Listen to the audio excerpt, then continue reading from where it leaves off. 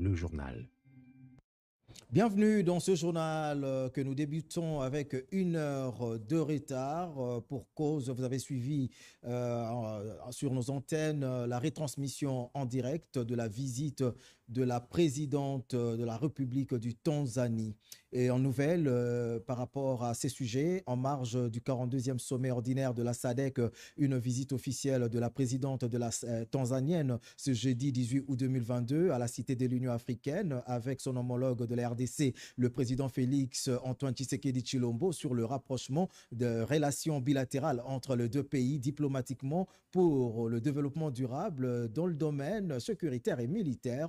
Un communiqué final a sanctionné cette entrevue et une invitation officielle a été adressée au président Félix Antoine Tshisekedi en Tanzanie pour sceller justement les accords entre les deux pays dans une perspective gagnant-gagnant. Nous y reviendrons avec force détail au cours de nos prochaines éditions. En images, promouvoir l'industrialisation au moyen de l'agro-transformation, la valorisation de minéraux et du développement de chaînes de valeur régionales en vue d'atteindre une croissance économique inclusive et durable. C'est le thème du 42e sommet ordinaire de chefs d'État et des gouvernements de la SADC, entendez Communauté de développement de l'Afrique australe, tenu hier à Kinshasa, au cours duquel le président de la République, Félix Antoine Tshisekedi, a pris officiellement la présidence de cette organisation au cours de la cérémonie de passation de pouvoir avec son prédécesseur, le président du Malawi, Lazarus Chakwera. Regardez. Un franc succès, le 42e sommet de la communauté de développement de l'Afrique australe à Kinshasa l'aura été, au regard notamment de la forte présence des chefs d'État, 10 au total, qui ont répondu à l'invitation de leur homologue de la RDC, Félix Antoine Tshisekedi Tshilombo, le président de la République et ses hôtes de marque, le roi d'Eswatini et le président du Malawi, d'Afrique du Sud, de la Tanzanie, la Namibie, du Zimbabwe, des Maurice, des Seychelles, de la Zambie et du Mozambique se sont tous retrouvés ce mercredi 17 août 2022 au Palais du Peuple pour leur brillante participation au sommet ordinaire de chefs d'État et de gouvernement de la SADC, placé sous le thème « Promouvoir l'industrialisation au moyen de l'agro-transformation, la valorisation des minéraux et du développement de chaînes de valeur régionales en vue d'atteindre une croissance économique inclusive et durable ». La cérémonie d'ouverture des travaux s'est déroulée dans la salle des congrès du Palais du Peuple, en présence de tous les chefs des institutions du pays, de la première dame Denise Nyakero Tshisekedi, qu'entouraient les premières dames des pays participant au sommet et de plusieurs autres invités. Le temps fort de cette cérémonie a été la passation de pouvoir entre le président en exercice sortant, le président du Malawi, Lazarus Chakwera, et le président entrant, Félix Antoine Tshisekedi Tshilombo, président de la RDC. Intervenant après les discours de son homologue du Malawi, le nouveau président en exercice de la SADC a dit avoir accepté les charges de la communauté avec grande joie et beaucoup de responsabilités. Il a salué le brillant mandat de son prédécesseur qui a permis la réalisation de différents projets intégrateurs en dépit de la conjoncture difficile liée au Covid-19 avant de circonscrire sa mission à la tête de la SADC. Mon pays, la République démocratique du Congo, par le truchement de son gouvernement, affirme son engagement à appuyer la mise en œuvre des programmes et des projets inscrits dans le plan indicatif régional de développement stratégique, le RISDP 2020 à 2030, inspiré par la vision 2050 de la SADC. Notre chère communauté se donne donc pour mission de promouvoir la croissance économique durable et équitable, le développement socio-économique au moyen de systèmes efficients de production, du renforcement de la coopération et de l'intégration, de la bonne gouvernance, de la paix et de la sécurité durable, de sorte que la région s'impose comme un acteur compétitif et efficace sur la scène internationale et au sein de l'économie mondiale. À cet égard, durant mon mandat, je m'activerai à implémenter les programmes destinés à développer les infrastructures et les services de la région qui sont en lien direct avec nos principales stratégies qui visent à stimuler l'intégration économique et à éradiquer la pauvreté dans la région de la SADC. Le chef de l'État, Félix-Antoine Tshisekedi Tshilombo, a aussi remercié ses pairs pour la solidarité de leur pays avec le peuple congolais face à l'agression du Rwanda. Permettez-moi de remercier notre communauté, la SADC, pour sa solidarité avec le peuple congolais au moment où notre pays est victime d'une agression lâche et barbare de la part de son voisin, le Rwanda. Et nos remerciements appuyés à la République d'Afrique du Sud, la République du Malawi et la République unie de Tanzanie, dont les vaillants soldats partagent leur sort avec les nôtres au prix du sacrifice suprême pour que la paix revienne dans la partie est de notre pays.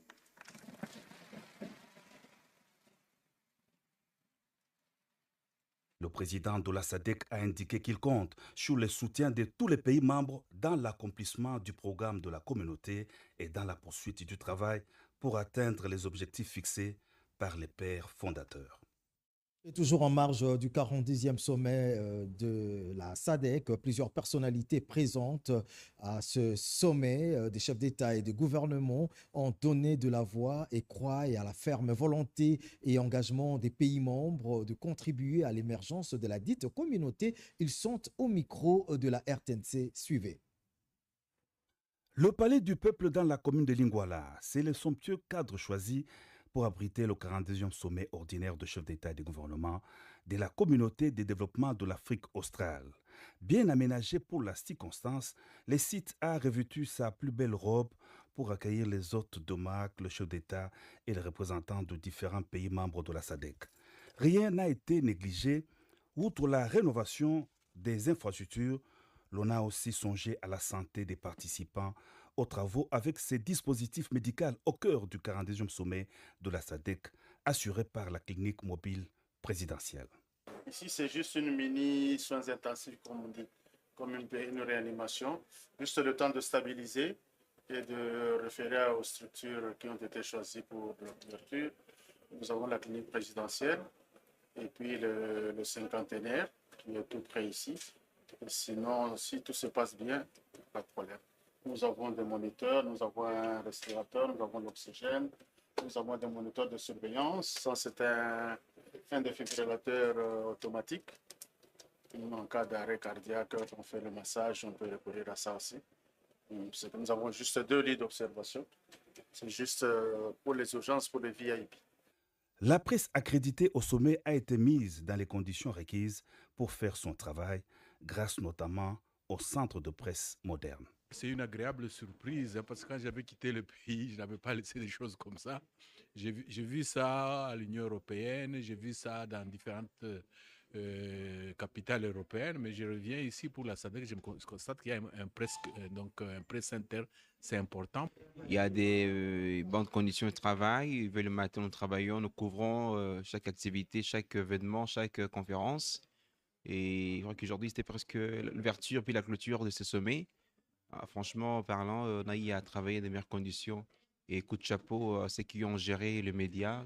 De prime abord, je tiens à remercier très sincèrement le directeur Eric Nindou qui s'est activé, qui s'est évertué à mettre les journalistes choisis pour couvrir ces travaux combien de haute portée internationale ici au Palais du Peuple.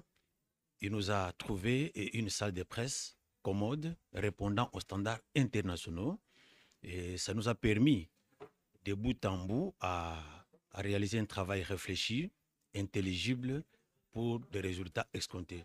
Ces chevaliers de la plume, journalistes, reporters et les caméramens et webmasters ont été des témoins privilégiés de la passation de pouvoir entre le président sortant, président du Malawi, Lazarus Chakwera, et le nouveau président en exercice de la SADC, Félix Antoine Tshisekedi Tshilombo. Après l'ouverture des travaux du 42e sommet des chefs d'État et des gouvernements de la SADC tenu hier au Palais du Peuple à Kinshasa, en République démocratique du Congo, les premières dames se sont retirées pour une visite du musée national du Congo, accompagnée par la première dame de la RDC, Denise Nyakeru Tshisekedi. Regardez.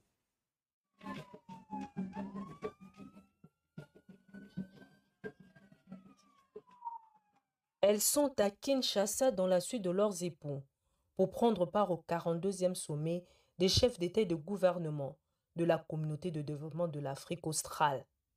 Les premières dames de la Namibie, du Malawi et la reine des Swatini ont été invitées par la première dame de la République démocratique du Congo, Denise Nyakeru Tshisekedi, pour un moment de communion avec la terre qui les accueille. Et c'est au musée national du Congo que Denise Nyakeru Tshisekedi convie ses hôtes pour un voyage au cœur de l'histoire du passé et du présent de la RDC à travers sa culture. Stand après stand, les premières dames se plongent dans ce que la RDC offre de beau et riche.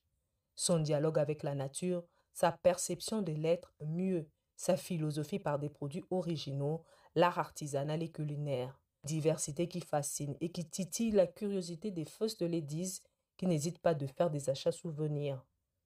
Au cœur du musée, les premières dames découvrent l'âme même du Congolais par ses tableaux, ses instruments traditionnels de musique, ses masques et autres outils contemporains.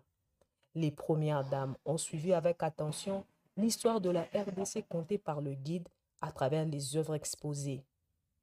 24 heures plus tôt à leur arrivée, les hôtes de la première dame ont été reçus chacune en bilatéral par la distinguée Denise Nyakeru Tshisekedi.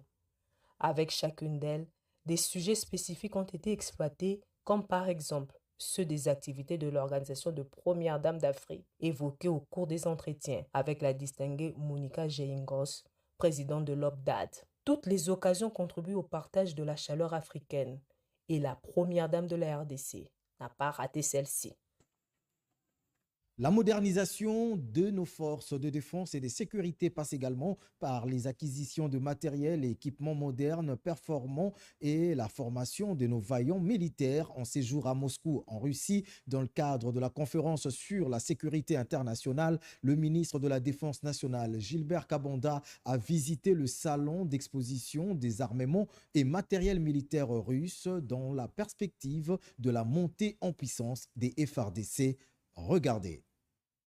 L'occasion faisant le larron, dit-on, en séjour à Moscou, en Russie, dans le cadre de la conférence sur la sécurité internationale, le ministre de la Défense nationale et ancien combattant a saisi la balle au bond pour visiter le salon d'exposition des armements et matériel militaire de fabrication russe. Dr Gilbert Kabonda Kourenga, tant son intérêt à moderniser l'armée congolaise lui tient à cœur. Du reste, un des challenges majeurs de son plan d'action en conformité avec la mise en œuvre de la loi de programmation militaire tout récemment promulguée par le chef de l'État et commandant des FARDC, lui-même un militaire général à la retraite ayant une connaissance parfaite des différents types d'équipements militaires. Gilbert Kabonda n'a rien laissé au hasard. La préoccupation du ministre de la Défense parmi ses propriétés et urgences, c'est de pouvoir équiper notre armée nationale des matériels et équipements modernes, performants, des derniers cris. La Fédération de Russie, une des grandes puissances militaires au monde,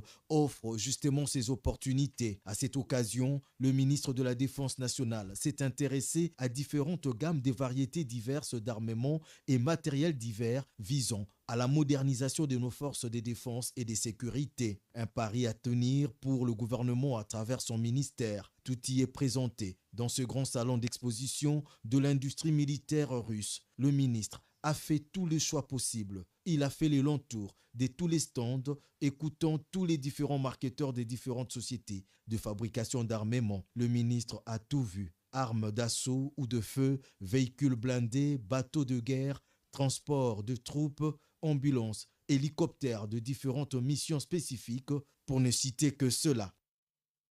Les menaces nucléaires et les guerres dans le monde étaient au cœur du sommet mondial 2022 organisé par la Fédération pour la paix universelle à Séoul, capitale de la Corée du Sud. Commentaire Alain Bikaï. La question de la paix en Afrique et l'encadrement de la jeunesse africaine étaient aussi au centre des échanges des leaders mondiaux réunis à Séoul, capitale sud-coréenne, sous les auspices de la fondatrice de la Fédération pour la paix universelle. 350 dirigeants du monde présents à la conférence sur le leadership se sont mis d'accord à consolider la paix dans le monde, en particulier dans la péninsule coréenne. Dans son discours, la fondatrice de la Fédération pour la paix universelle, Dr Ak Jak-moon, a exhorté les participants à œuvrer pour l'avènement d'un monde unifié sans barrières partisanes et religieuses. C'est vraiment difficile de trouver un espoir vrai dans ce monde. Partout où que vous regardiez, il y a des guerres, la division d'idéologie et d'autres problèmes critiques qui menacent la prospérité et le bonheur de l'humanité. C'est l'ancien premier ministre nigérien Brigui Rafini qui a porté la voix du continent noir à cette conférence. Brigui Rafini a mis l'accent sur l'impératif de former la jeunesse africaine en matière de la protection de l'environnement, de la promotion de la paix et de l'emploi pour qu'elle prenne son destin en main. Je nous souhaite entrer et rester dans l'histoire comme des artisans de paix dans le monde entier. L'ancien président américain Donald Trump est revenu sur les efforts consentis par son administration pour tenir le monde à l'écart de la guerre. Suivons à présent les activités déployées dans les secteurs du genre famille et enfants où une centaine de femmes viennent d'être formées sur l'entrepreneuriat dans le cadre de leur autonomisation. Elles ont même reçu des fonds pour démarrer leurs activités. Reportage Christine Lenzo. Les travaux de la commission paritaire employeurs-syndicats de la radio-télévision nationale congolaise, bel et bien lancés à l'Institut congolais d'audiovisuel. Tout est parti d'une minute de silence observée en mémoire de Pauline Kaboku, interprète de malentendants. Le directeur général ad intérim Belide Mbunga, qui a donné le coup d'envoi de ces assises en présence du directeur des ressources humaines et le cadre de la RTNC, appelle ses partenaires du monde du travail à privilégier l'idée commune entre les deux parties pour dégager des pistes de solutions aux différents problèmes qui rongent la RTNC, cela au profit de son personnel. La dernière paritaire, je viens de l'apprendre, a eu lieu pratiquement il y a 3 ans. Et personnellement, j'ai tenu à restaurer cette pratique légale qui est une concertation régulière entre les syndicats et l'employeur, parce qu'il y a beaucoup de problèmes que nous devons résoudre ensemble, parce que le DG n'apporte pas des solutions magiques. Bien au contraire, il amène le problème, il est soumis à tout le monde, on discute, on cogite là-dessus, et au final, des solutions sortent. Et c'est ça justement la concertation. Je suis heureux d'avoir lancé ces travaux parce qu'ils vont nous permettre de tirer au clair certaines situations malencontreuses, de donner l'information, la vraie, à nos délégués syndicaux et lesquels voudront bien relayer ces informations à leurs syndiqués. Quant à lui, le président de la délégation syndicale nationale, qui tient à remercier le directeur général ad intérim de la RTNC, souhaite plutôt que ces travaux soient les paris gagnant-gagnant pour les deux parties. Aussi, les résolutions de ces travaux, a-t-il dit, ne doivent pas rester lettres mortes pour restaurer l'outil de production pour la réalisation effective de programmes des émissions TV et radio. Notons que ces travaux de cette commission mixte sont placés dans le contexte de la courtoisie et de la compréhension mutuelle. Et nous sommes allés trop vite en besogne. Vous venez là de suivre l'amélioration des conditions des agents et cadres de la RTNC qui était au cœur des travaux de la commission paritaire employeurs-syndicats ouvert hier à l'Institut congolais de l'audiovisuel par le directeur général par intérim de la RTNC, Belide Mbunga. Et suivez à présent les activités déployées dans le secteur du genre famille et enfants où une centaine de femmes viennent d'être formées sur l'entrepreneuriat, cela dans le cadre de leur autonomisation. Ces femmes ont même reçu des fonds pour démarrer leurs activités. Reportage Christine Lenzo. Au total, 100 femmes, parmi lesquelles les veuves et les filles mères, ont suivi cette formation en entrepreneuriat. À travers la dite formation, assurée par la synergie pour la décentralisation et la bonne gouvernance pour la lutte contre la pauvreté, initiée par la députée nationale Christine Feza-Motema, ces femmes qui ont travaillé avec assiduité sont devenues toutes capables de fabriquer le savon, les jus de baobab, l'eau de javel, la pâtisserie, les caramels, les détergents. Ajoutez à cela la transformation des poissons frais en poissons salés. Motif de fierté pour cet élu de la Lukunga, présidente ad intérim du regroupement AAA, membre de l'Union sacrée pour la nation. Au nom de l'équipe qui m'accompagne et à mon nom personnel, je vous adresse nos remerciements pour votre participation effective à cet atelier de formation. Je vous adresse nos remerciements pour le résultat obtenu, preuve de votre abnégation à promouvoir la maman de Lukunga. Les souhaits de l'organisatrice étaient de les rendre indépendantes financièrement et améliorer le savoir-faire entrepreneurial de ces femmes venues du Kamunganga, des Biza villages, du quartier des anciens combattants et qui ont toutes reçu un brevet sanctionnant la fin de leur formation. Elles ont reçu aussi un fonds de démarrage les rendant de nos jours prête à démarrer une activité génératrice de recettes. Signalons par ailleurs que la députée nationale Christine Feza-Motema entend poursuivre les mêmes formations dans les autres quartiers du district de la Lukunga dans les tout prochains jours. Vous savez, l'allaitement maternel est l'un des moyens le plus efficaces de préserver la santé et d'assurer la survie de l'enfant. Cela étant, près de 2 nourrissons sur 3 ne sont pas allaités exclusivement au sein pendant les 6 premiers mois de la vie comme cela est recommandé. Une journée scientifique a été organisée à Kinshasa pour améliorer justement les taux et la durée de l'allaitement maternel. Cela dans le cadre de la semaine de l'allaitement maternel, nous dit Rodépanda dans ce reportage. L'allaitement maternel reste et demeure la seule meilleure alimentation pour le nouveau-né. On doit donner du lait maternel au bébé juste après quelques minutes qui suivent sa naissance. Cela a été expérimenté avec succès depuis plusieurs années. Les experts et acteurs en santé de la reproduction et la santé des nourrissons se sont retrouvés à Pullman Hotel dans une matinée scientifique pour faire un plaidoyer de l'allaitement maternel exclusif pendant les 6 premiers mois. Et ce, dans le cadre de la semaine de l'allaitement maternel. Précision du docteur Anne-Marie Toumba, directrice du programme national de la santé de la reproduction. C'est-à-dire de pouvoir donner la chance à chaque enfant qui naît à RDC de pouvoir accéder à son droit et de prendre le premier lait. Donc dans l'heure qui suit la naissance, qu'il soit mis au sein de sa maman. On s'est rendu compte que dans notre pays, ce n'est même pas une donnée qu'on devrait recommander encore, mais on la recommande parce que les études nous ont montré que la moitié des enfants qui naissent en RDC ne prennent pas de lait maternel pendant 6 mois. Et aujourd'hui, avec l'ensemble des partenaires, dont l'UNICEF, en collaboration avec les sociétés savantes, les gynécologues, les pédiatres, et le programme national de la nutrition et santé, on s'est mis ensemble pour dire on doit faire cette matinée de plaidoyer et on va faire une série d'activités pour permettre qu'on ne puisse pas se retrouver avec beaucoup de malnutrition dans notre pays, ce qui met en péril la vie des enfants et l'avenir de notre pays.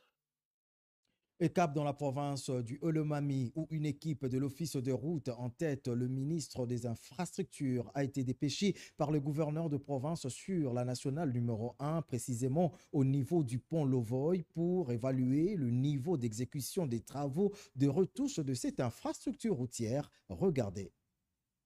Informé de l'état que présente le pont Lovoyi situé à plus de 20 km sur la nationale numéro 1, la gouverneure de province Yumba Kalenga Mushimbi Isabelle a dépêché le ministre des Infrastructures, l'honorable Yolo Raphaël, à ses côtés les experts de l'Office des routes pour une solution afin d'offrir un passage sans risque aux usagers.